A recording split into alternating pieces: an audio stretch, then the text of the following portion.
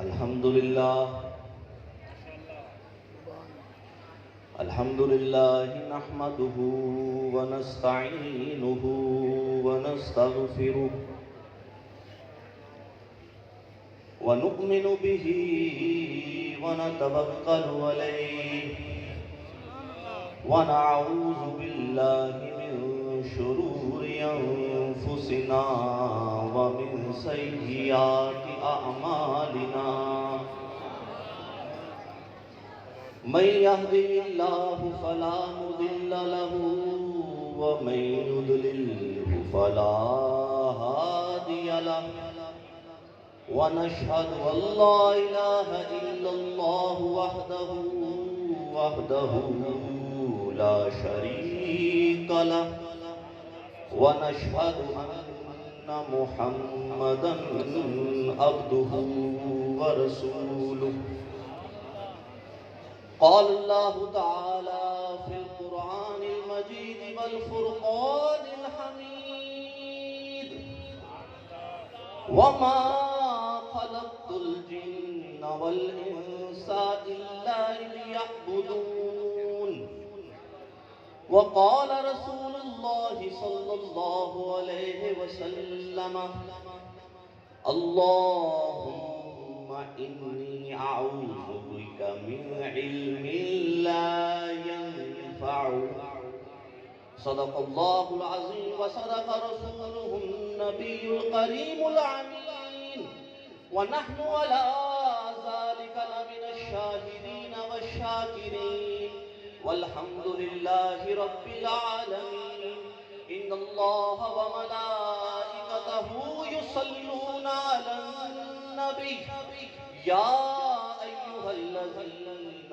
آمنوا صلوا عليه وسلموا تسليما الصلاة والسلام عليك يا سيدي يا رسول الله الصلاة والسلام عليك يا حبيب الله وعلى آلك وأصحابك يا نور الله سامعین کرام، علماء کرام، مشائخ عظام، السلام علیکم ورحمۃ اللہ وبرکاتہ۔ ہماری جانوں سے زیادہ قیمتی جامعہ فریدیہ سہیوال، کیا بات ہے، کیا بات ہے۔ اس کی اجتماعی دعا کی ان مقدس ساعات میں کوشش کروں گا کہ اختصار کے ساتھ بیان کر سکوں کہ اسلامی علمیات کیا ہیں، ان کی مقصدیت کیا ہے، اور حضور صلی اللہ علیہ وآلہ وسلم کا طریقہ تعلیم کیا ہے۔ تو لوگوں جان لو، اسلام کی 3 علمیات ہیں۔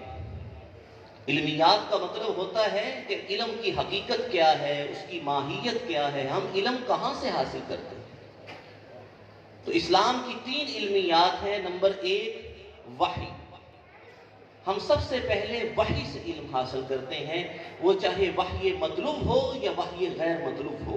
وحی مطلوب جس کی تلاوت کی جاتی ہے، اور وحی غیر مطلوب ایسی وحی جس کی تلاوت نہیں کی جاتی۔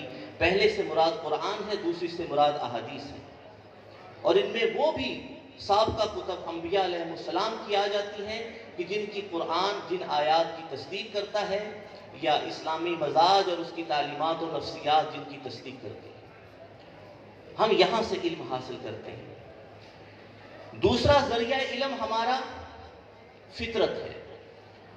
اس کے اندر ہمارے حواس خمسہ ظاہرہ بھی آ جاتے ہیں اور حواس خمسہ باطنہ بھی آ جاتے ہیں۔ 5 حواس خمسہ ظاہرہ ہم، اللہ نے ہمیں دیکھنے کے لیے آنکھ دی، سننے کے لیے کان دیے، سونگنے کے لیے ناک دیا، لمس کی طاقت دی، چکھنے کے لیے زبان، بولنے کے لیے زبان۔ یہ 5 حواس خمسہ ظاہر ہیں، یہ بھی ہمارے علم کا ذریعہ بنتے ہیں، اس سے ہمیں علم ملتا ہے۔ اور حواس خمسہ باطنہ بھی ہیں، حصے مشترک ہے، خیال ہے، وہم ہے، ہم اپنی عقل سے فیصلے کرتے ہیں، سوچتے ہیں۔ یہ فطرت کے اندر داخل ہے، اور فطرت کے اندر وہ تمام علوم جو طبیعیات سے متعلق ہیں، بشریات سے متعلق ہیں، وہ تمام علوم اس میں داخل ہو جاتے ہیں۔ یہ ہمارا دوسرا ذریعہ علم ہے۔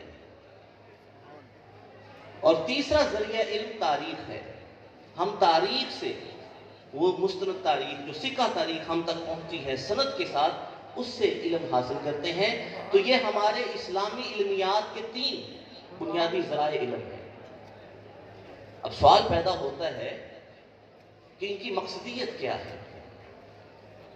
تو جان لیجئے اس کا سب سے بڑا مقصد، یہ اسلامی علمیات جو 3 میں نے ذکر کی، ان کا سب سے بڑا مقصد معرفت الہی ہے۔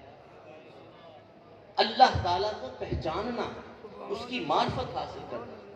اس لیے کہ اللہ تعالیٰ قرآن میں فرماتا ہے وَمَا خَلَقْتُ الْجِنَّ وَالْإِنسَ إِلَّا لِيَعْبُدُونَ، کہ میں نے جن و انس کو صرف اس لیے پیدا کیا کہ وہ میری معرفت حاصل کرے، مجھے پہچانے۔ اور اللہ کو کس طرح پہچانا جا سکتا ہے؟ اس کے لیے ہمیں علم نافع کی ضرورت ہے۔ اس لیے کہ حضور صلی اللہ علیہ وآلہ وسلم یہ دعا کیا کرتے تھے، بخاری مسلم کے اندر موجود ہے، اللہم انی اعوذ بک من علم لا ینفع، اے اللہ میں پناہ مانگتا ہوں تجھ سے ایسے علم کی جس میں نفع ہی نہیں ہے، جس میں فائدہ ہی نہیں ہے۔ اور علم کے حوالے سے اللہ تعالیٰ قرآن مجید میں فرماتا ہے قُلْ هَلْ يَسْتَوِي الَّذِينَ يَعْلَمُونَ وَالَّذِينَ لَا يَعْلَمُونَ، کہہ دو اے میرے حبیب کہ علم والے اور وہ جن کے پاس علم نہیں ہے کیا برابر ہو سکتے ہیں؟ اسی وجہ سے حضور صلی اللہ علیہ وسلم نے فرمایا طلب العلم فریضۃ علی کل مسلم، کہ علم حاصل کرنا ہر مسلمان مرد اور عورت پر فرض ہے۔ اور جب انسان علم نافع حاصل کرتا ہے تو وہ انبیاء کا وارث بن جاتا ہے، جیسا کہ حدیث شریف ہے العلماء ورثۃ الانبیاء، کہ علم رکھنے والے حقیقت میں انبیاء کے وارث ہوتے ہیں۔ اور انبیاء کے وارث کون بنتے ہیں؟ جو اللہ سے سب سے زیادہ ڈرنے والے ہوتے ہیں۔ اللہ قرآن میں فرماتا ہے انما یخشی اللہ من عبادہ العلماء، کہ صرف اور صرف ایک ہی طرح کے لوگ ہیں جو اللہ سے ڈرتے ہیں، اور وہ علم والے ہیں۔ تو خشیت الہی کا سب سے بڑا مظہر در حقیقت معرفت الہی ہے، اور اللہ تعالیٰ کی معرفت، اس کو پہچاننا، یہ ایک ایسا علم ہے جو تمام علوم و فنون کا سرتاج ہے، سورج ہے، سلطان ہے۔ دنیا کے جتنے بھی علوم ہیں وہ پیچھے ہیں، اللہ تعالیٰ کو جاننا، اس کی معرفت حاصل کرنا سب سے بڑا علم ہے۔ اور علامہ ایک بہت بڑے صوفی گزرے ہیں، ابو بکر دلف الشبلی رحمہ اللہ تعالی، وہ کہتے ہیں کلو بیت انت ساکن، کلو بیت انت ساکن غیر محتاج الی السرج، ہر وہ گھر جس میں تو ہے اس گھر کو چراغوں کی کوئی ضرورت نہیں۔ وجہک المعمول حجتنا یوم یاتی الناس بالحجج، جس دن لوگ دلائل و براہین کے ساتھ آئیں گے اس دن ہماری دلیل صرف اور صرف تیرا منتظر و متمنا چہرہ ہوگا۔ ایمان جو ہے وہ دل کا نام ہے نا، اللہ پر ہمارا ایمان ہے، یقین ہے، ایک ایک سانس کے ساتھ ہم اس کی طرف بڑھ رہے ہیں۔ یا ایھا الانسان انک قادر الی ربک قدحا فملاقی، تو کشاں کشاں ایک ایک لمحے کے ساتھ اپنے خدا کی طرف بڑھ رہا ہے، ہم اس کی طرف جا رہے ہیں اور اسی کا انتظار ہے۔ وہ جیسا علامہ اقبال نے کہا تھا نا، کبھی اے حقیقت منتظر نظر آ لباس مجاز میں، کہ ہزاروں سجدے تڑپ رہے ہیں میری جبین نیاز میں۔ اے اللہ میں تجھے پہچاننا چاہتا ہوں۔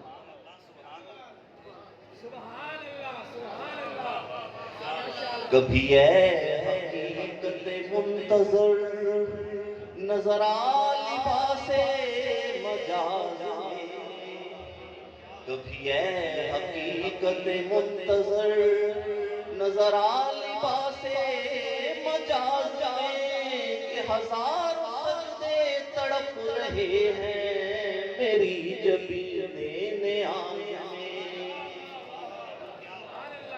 اے اللہ میں تجھے پہچاننا چاہتا ہوں۔ کبھی اے حقیقت منتظر نظر آ لباس مجاز میں، کبھی اے حقیقت منتظر نظر آ لباس مجاز میں، کہ ہزار سجدے تڑپ رہے ہیں میری جبین نیاز میں، کبھی اے حقیقت منتظر نظر آ لباس مجاز میں، کبھی اے حقیقت منتظر نظر آ لباس مجاز میں، کہ ہزار سجدے تڑپ رہے ہیں، کہ ہزار سجدے تڑپ رہے ہیں میری جبین نیاز میں، کہ ہزار سجدے تڑپ رہے ہیں میری جبین نیاز میں۔ تو اے اللہ میں تجھے محسوس کرنا چاہتا ہوں، تیری معرفت حاصل کرنا چاہتا ہوں۔ وہ جس طرح مولانا روم نے کہا تھا نا، بشنو ازنے چوں حکایت میں کنند وزے جدائی ہا شکایت میں کنند، اے اللہ میں تیرے ساتھ تھا عالم ارواح میں، تو نے مجھے اس امتحان کی دنیا میں، اس عالم ناسوت میں بھیج کر اپنے سے دور کر دیا۔ اے اللہ میں تجھے پانا چاہتا ہوں، اپنی اصل سے جڑنا چاہتا ہوں، تجھے محسوس کرنا چاہتا ہوں، تیری معرفت حاصل کرنا چاہتا ہوں۔ تو ہی میرا خالق ہے، تو ہی میرا مالک ہے، تو ہی میرا معبود ہے، میں تیری ہی عبادت کرتا ہوں، تجھی سے مدد مانگتا ہوں۔ میری بس ایک چھوٹی سی خواہش ہے کہ میں تجھے محسوس کرنا چاہتا ہوں، تیری معرفت حاصل کرنا چاہتا ہوں۔ اللہ نے فرمایا سَنُرِيهِمْ آيَاتِنَا فِي الْآفَاقِ وَفِي أَنفُسِهِمْ، کہ ٹھیک ہے ہم تمہیں تمہارے اندر اور تمہارے باہر اپنی نشانیاں دکھا دیں گے۔ تو میں نے عرض کی، اے اللہ یقیناً تیری نشانیاں، تیری آیات انفس و آفاق میں پھیلی ہوئی ہیں، ہمارا نفس اور ضمیر خدائے زندہ و یکتا کا چیخ چیخ کر اعلان کر رہا ہے۔ یہ بلند و بالا پہاڑ، یہ سرسبز و شاداب وادیاں، یہ بل کھاتے اور شور کرتے ہوئے دریاؤں کی روانیاں، یہ ہواؤں کی سرسراہٹ، یہ پرندوں کی چہچہاہٹ، یہ تاروں بھرا آسمان، یہ سورج کی تمازت، اے اللہ یہ سب کچھ تیرے ہونے کی دلیل ہے، مجھے مزید چاہیے، میں تجھے اور پہچاننا چاہتا ہوں، تیری اور معرفت حاصل کرنا چاہتا ہوں۔